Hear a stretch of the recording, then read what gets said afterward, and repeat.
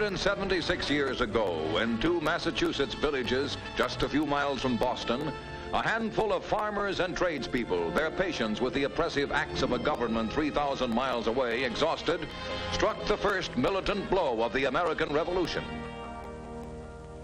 The story of Lexington and Concord begins in Boston, capital city of New England. From Boston, on the night of April 18, 1775, 700 British soldiers crossed the Charles River and marched inland to seize the arms hidden at Concord by the Provincial Congress. At Lexington Green, patriots blocked their line of march. After a skirmish, the British went on to Concord, and amazingly, to defeat. All-night rides by Paul Revere, William Dawes, and Samuel Prescott had warned the country folk of the Redcoats' approach. Patriot militiamen seized their muskets and hurried to rallying places. At this house in Lexington, John Hancock and Samuel Adams, two eminent patriot leaders, were roused by Revere.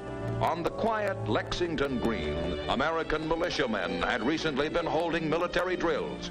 Now at Buckman Tavern, just off the green, they assembled during early morning of April 19, 1775, to await the British.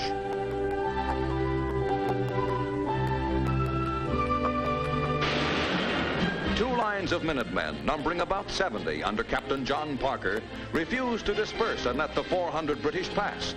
No one knows for certain whether Redcoat or Minuteman fired first. But when the firing ended 15 or 20 minutes later, 8 Americans were dead and 10 wounded, and a war had begun. Here the Minutemen had made their stand. The words attributed to Captain Parker expressed the spirit of that morning. Stand your ground. Don't fire unless fired upon. But if they mean to have a war, let it begin here. Captain Parker, rifle in hand, today dominates Lexington Green, while a short distance away is the belfry, formerly on the green itself, from which the alarm was sounded. To the Harrington house, just north of the green, at the height of battle, came Jonathan Harrington, first to be mortally wounded, to die on the steps of his home at the feet of his wife.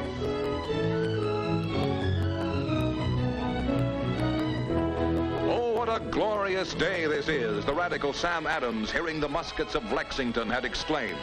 The battle was joined, but not until the British reached Concord, 5 miles away, could patriots have believed how gloriously the day would end. At the east approach of the Old North Bridge, a group of these 300 or 400 provincials had gathered, while British troops in separate detachments were destroying provincial supplies throughout Concord. The Minutemen defied the Redcoats' warning shots and marched on the bridge in their first offensive action of the war. By the rude bridge that arched the flood, their flag to April's breeze unfurled, here once the embattled farmers stood and fired the shot heard round the world. From the old manse, Reverend William Emerson, grandfather of Ralph Waldo, watched the Concord fighting. Here later Nathaniel Hawthorne lived and wrote. Across the street, Elisha Jones had stored supplies for the Minutemen. As Jones stood here, a bullet from the battle hit the house beside him. The hole is still there. Major Buttrick, the American commander at North Bridge, lived a moment's walk from the spot where he led the attack. In 5 minutes here, a chain of events reaching into our lives today began. Though few of these Americans sought it yet, independence was now inevitable. By noon, the British left Concord and, under continual fire, retreated to Boston. They lost 273, the Minutemen 93. Bitter years lay ahead, but men with the will to be free had struck out for freedom.